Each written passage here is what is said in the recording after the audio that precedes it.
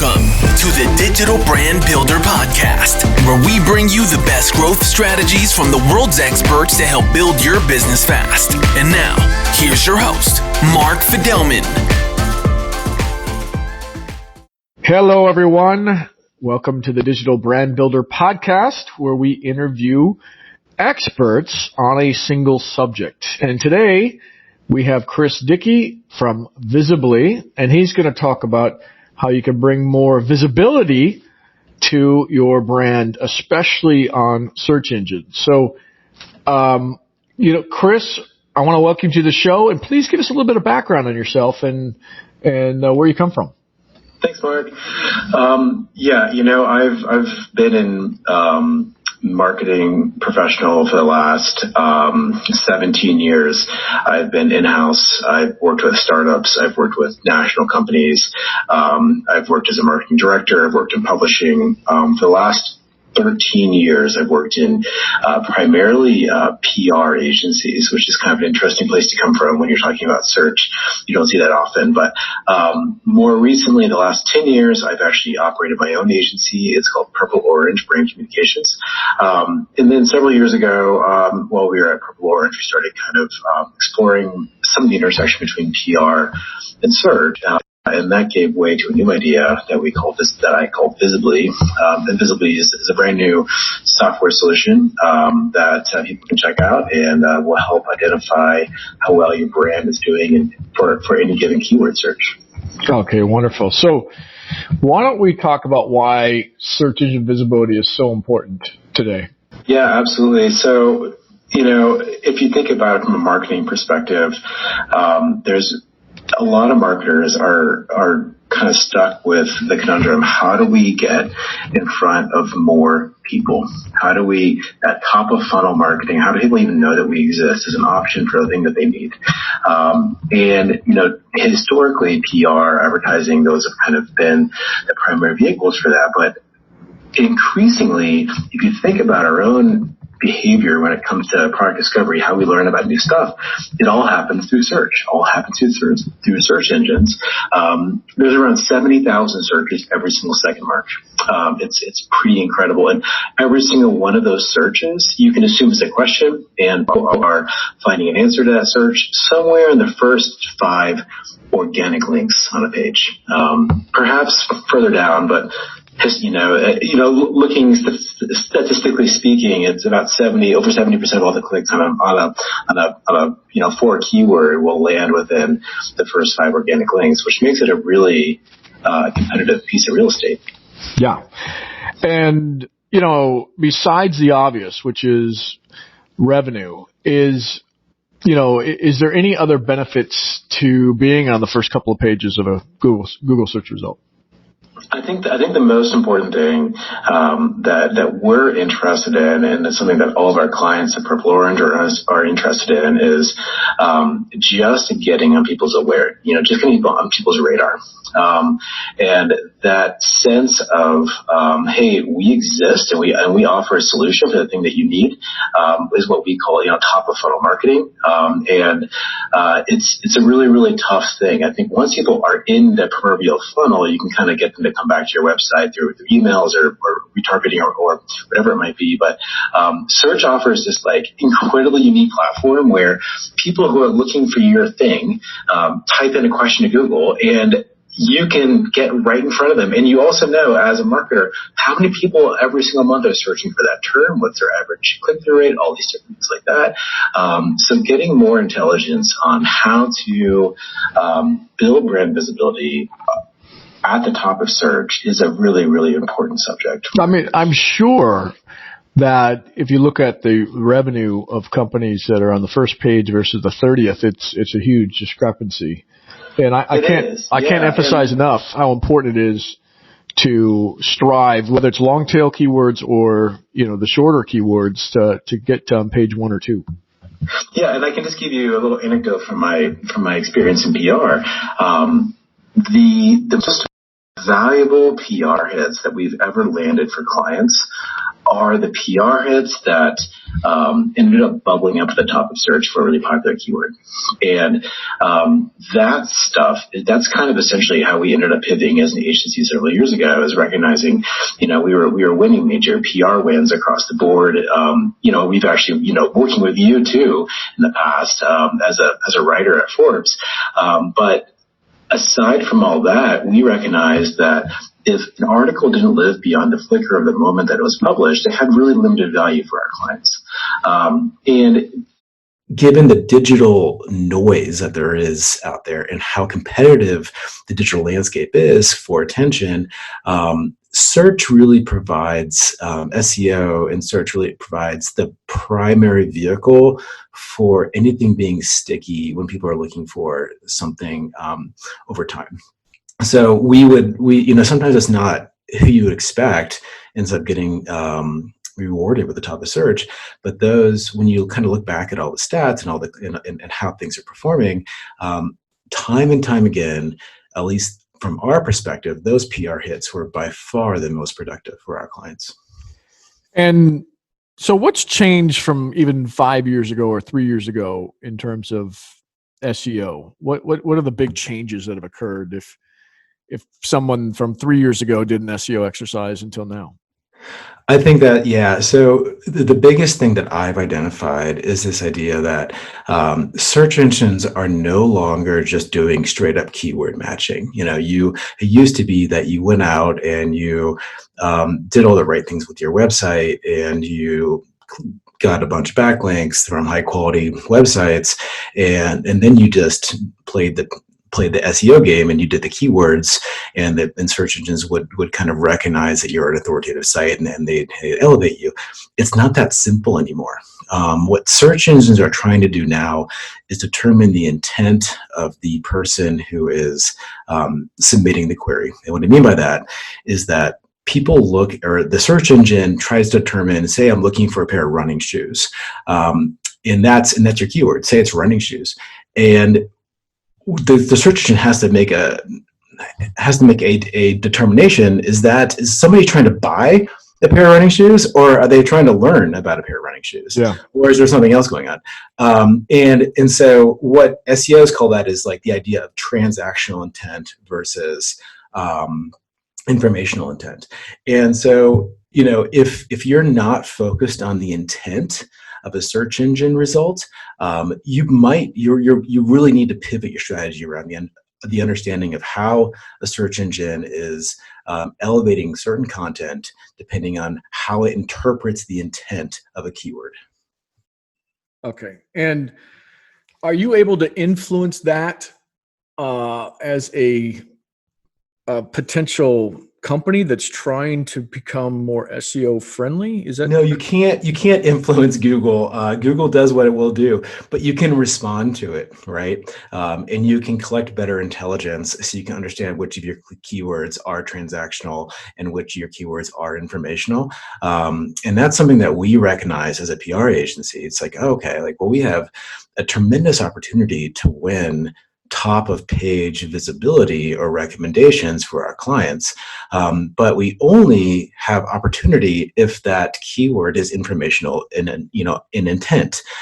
If the keyword is interpreted as transactional, and that is it's populating a bunch of e-commerce hits, as a PR agency, we have zero play on that page. There's nothing we can do there.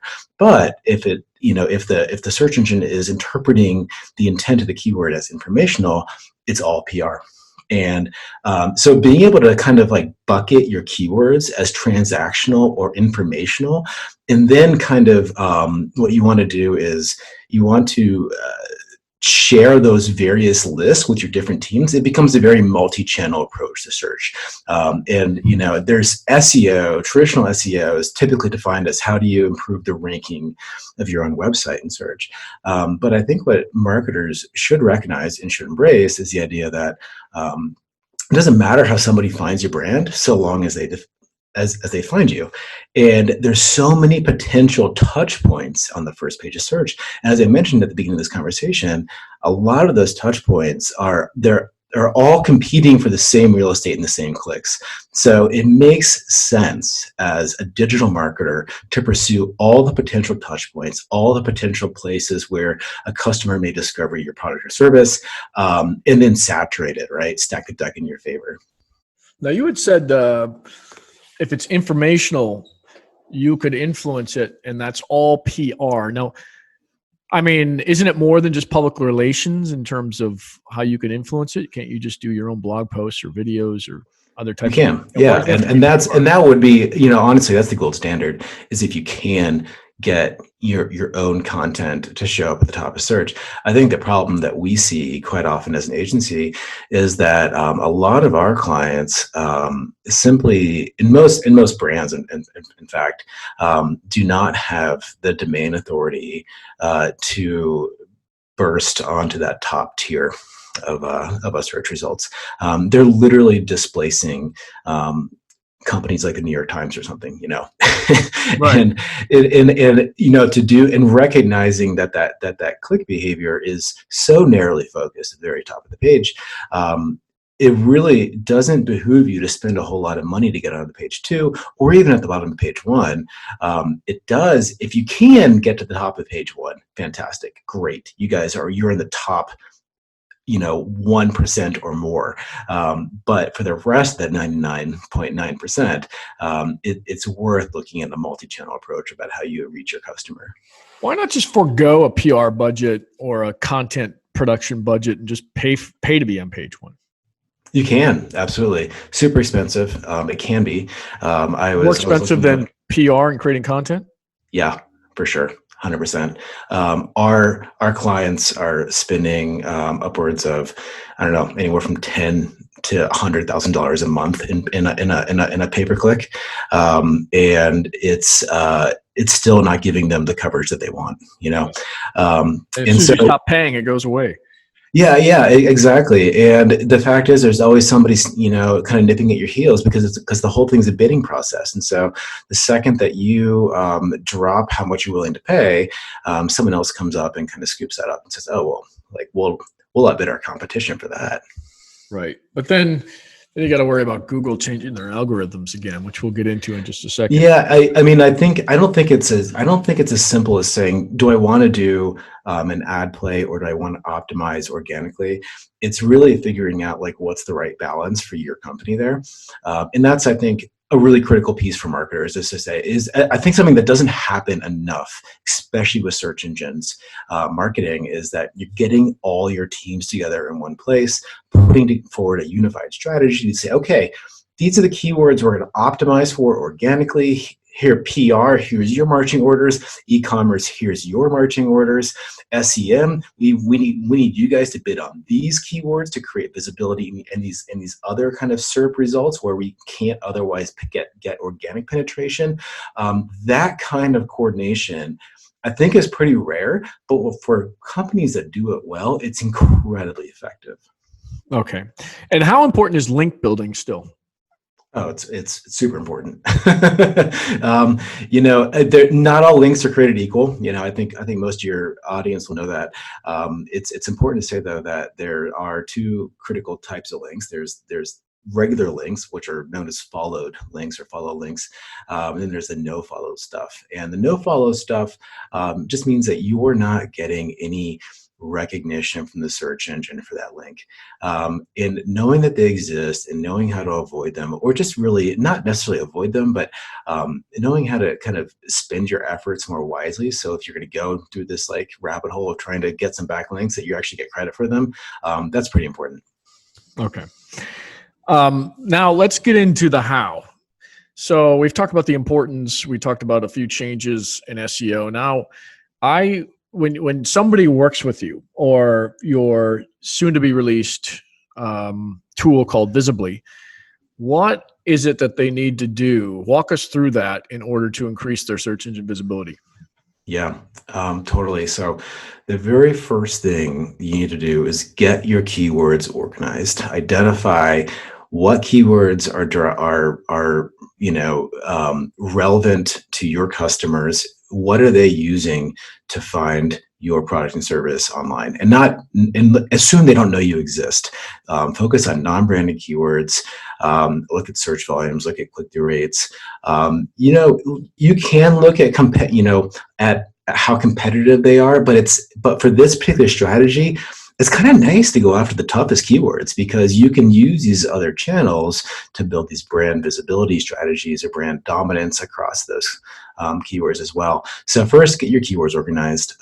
Second thing is, plug them in. You can do this kind of naturally just in Google search, or you could use the platform that we created called Visably. Visably is free, by the way, so we're not trying to do too much of a shameless plug here. Check out what Visably allows you to do is basically cross-analyze your product or brand against any keyword. So what we look at is every single link on the page. We don't just look at the link, but we look at the content within every single link.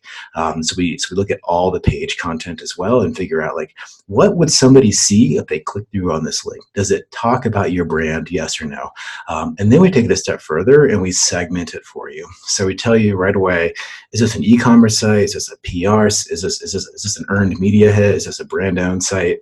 And that segmentation just kind of streamlines the whole process. So now you have an idea of the intent of these various keywords, whether they're transactional or informational. You have an idea of where your brand exists and where it doesn't. So that tells you where you're doing well. It also points out your blind spots. And then lastly, you can quickly segment. You can say, okay, I just want to pull all the e-commerce stuff out of that list, and I want to hand it over to my e-commerce team. I want to pull all of the earned media out of that, out of those lists. I want to hand it over to my PR team. And so once you do that, everyone kind of understands what they need to do, who they need to talk to, what their marching orders are, so to speak. And then you benchmark your success, and you come back and you check it a month or two later and see if you did any better, and see if you kind of improved your overall footprint on that particular SERP. So let's talk about Visibly. Does Visibly just review that information for you? It makes it really simple. Is that what happens? Yeah, we're basically doing two things.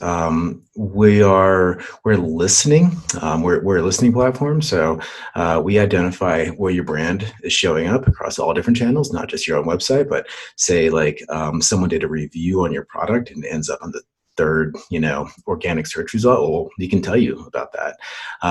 Or we can tell you that, hey, like one of your e-commerce sites is their landing page is actually featuring your brand, or it's not featuring your brand. I think all that stuff is really important when you're managing these channels and you're managing kind of top of funnel visibility. And then, what was the second question you had for me? Oh, I mean, just what does your tool do to help people understand? Right. So the first thing is listening. And then the second thing is list building. And so what I think is really important is okay, so you have all this information, extracting it and organizing it in a way that your teams know what to do next is really important. So Visibly does that for you as well. Yeah. Okay. All right. And then once you find out where you're at and what's going on, what then do you recommend people do in order to take the next step forward? Well, it's really just kind of trying to figure out internally, how do you understand the makeup of these different search engine pages to create to get in front of your customers there. And some of these pages they're either going to be too competitive for you to deal with on an SEO basis. Maybe there's a ton of e-commerce and you have relationships with all those e-commerce players, but none of them are merchandising you on the page. That's something that you need to address on your e-commerce team, or it's a PR thing, and maybe there's a bunch of PR hits and you just weren't even identifying that those outlets were important or those writers were important. So it's very much collecting the intelligence to help you do a better job in your collective marketing team. Okay. And are you essentially hoping that at least some of them hire you guys? I mean, I'm just being transparent. Well, I'll be totally honest. Visibly, and so I am an agency owner. they're totally separate companies, and I don't want to intermix it too much.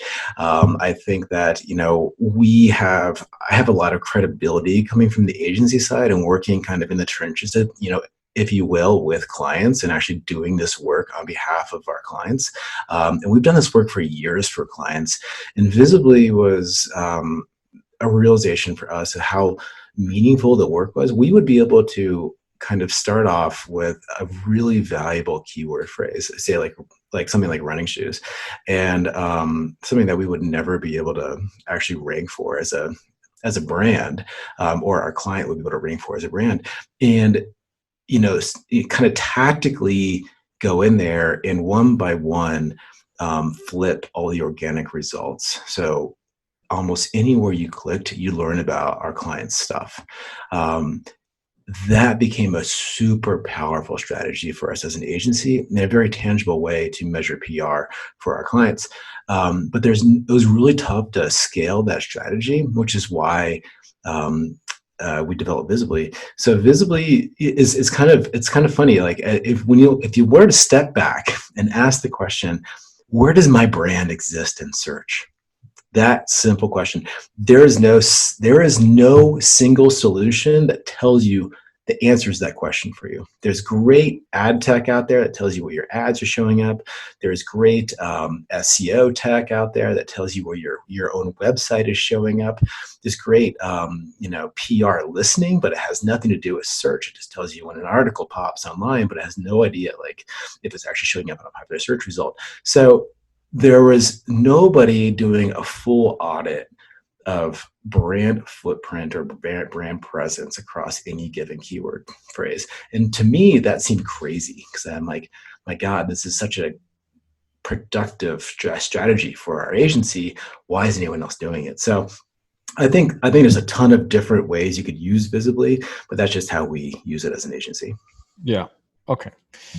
All right. And then as you're working, let's just say they've hired to work with you. Are you then using the tool yourself in order to see how you're doing in terms of getting people on page 1 or 2? Is that part of your practice? We do, yeah. So I call it search engine visibility. It's different from search engine optimization or search engine marketing. SEM is typically related to ads, and SEO is typically related to how to improve your own website online. SEV, or search engine visibility, is the idea of just how do you create stronger visibility patterns within search, and PR has a huge piece of that pie. It's not all of it, but it is sizable, especially when you look at those keywords that have kind of informational intent. But yeah, it's not the end all be all of PR. PR does a lot of things, has a lot of purposes. Sometimes you need to make announcements. Sometimes you need to tell people that there's a recall. That's not stuff that you need to tell those stories through search. I think where this becomes a valuable strategy for a PR team is when you're trying to use PR to create top of funnel brand awareness and top of funnel kind of customer acquisition. And when you look at PR from that perspective, then yeah, like search is a huge play box or playground where you should be doing some good work. Okay, excellent. So what else do you recommend people do on the SEO front besides using your tool, working with somebody like you and your company or somebody else's company? What is it that they should know and take away from this? That's a broad question, Mark. Of course. Yeah.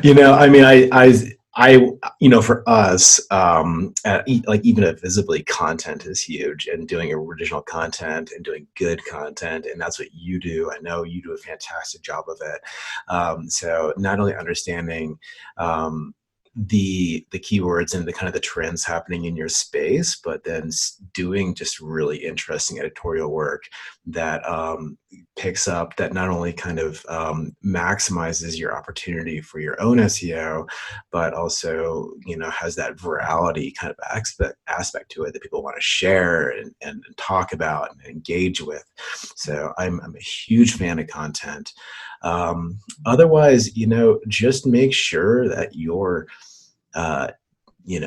checking all the boxes for your website. Like, make sure that you're optimized for mobile. Make sure that that your page speed is moving pretty quick. There's a ton of free tools out there. If you just kind of Google for free SEO tool, you'll get a bucket load.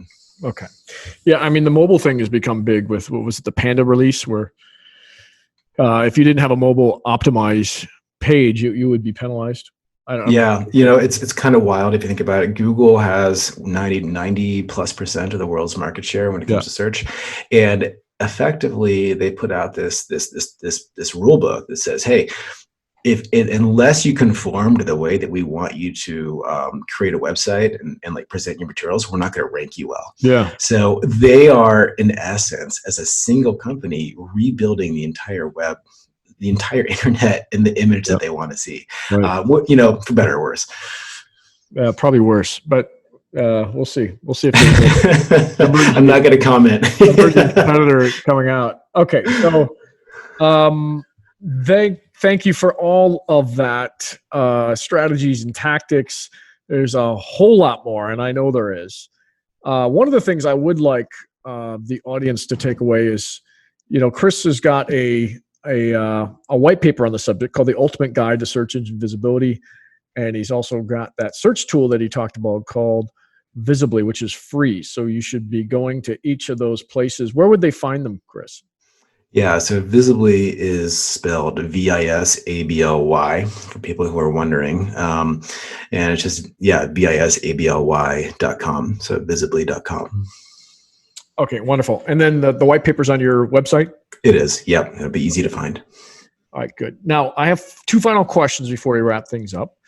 One, and the first one is what's the hottest digital marketing technology that you recommend people do or download or use right now? Oh, that's a great question. Man, there's a lot of good ones. One that I use, which just keeps my head in the game, I feel like, is this Chrome plugin called Keywords Everywhere. And it's pretty brilliant. It's just kind of popular. It kind of just sits on the side of your browser. And anytime you're doing any search, it just tells you the actual volume of that keyword search, as well as a bunch of related keywords to it. And it happens so quickly, and it gives you all this kind of data on the page. And even if you're not thinking or doing something tactical at the moment, it just becomes like a kind of a fun thing to see on the side of your browser. And it kind of keeps you thinking constantly about how to do a better job in SEO. Okay. Fantastic. I haven't downloaded, but I'm going to, because it looks very Keywords Everywhere. Yeah, check it out. All right. And then last question is, in your space, who's the most influential person in marketing today? Oh man. I really admire this guy named Rand Fishkind. Probably a lot of your audience knows who he is. He's the founder of Moz. He's no longer involved in the SEO space, but why not? He's I don't know the whole story. I think he was unceremoniously removed at Moz, and I think there's a non-compete involved with his relationship with that company. But regardless of all that, like he's just been such a great educator and thought leader in the space, and has been there for really since I think the beginning, when people were really starting to realize that they needed to be more tactical when it came to search. So yeah, I really enjoy following what he has to say, on the subject. Okay. Yeah. And he's got a lot of videos online. I wonder, since he probably hasn't produced one or two in a while, what's changed. I think the basics are great, what he does, and he did it in such a fun way. But I'm curious as to how. Yeah, he's like a newscaster that ended up in search. He's so good in front of the camera. He's so smooth, and he's a really smart person. Okay, yeah, I agree. And To me, there's a lot of smart people, but the way he delivered the information was clever. Totally. I really liked Yep. it. Agreed. I mean, he really got into that character. I think that's just him. I don't think it's a character. I mean, with the mustache and all the I think that's just the way the guy is. Right. Yeah. Okay. Well, Chris, we're going to wrap things up. Really appreciate you being on the show, and look forward to our next chat in the next coming months. Awesome. Hey, well, thanks so much for having me. Thank you.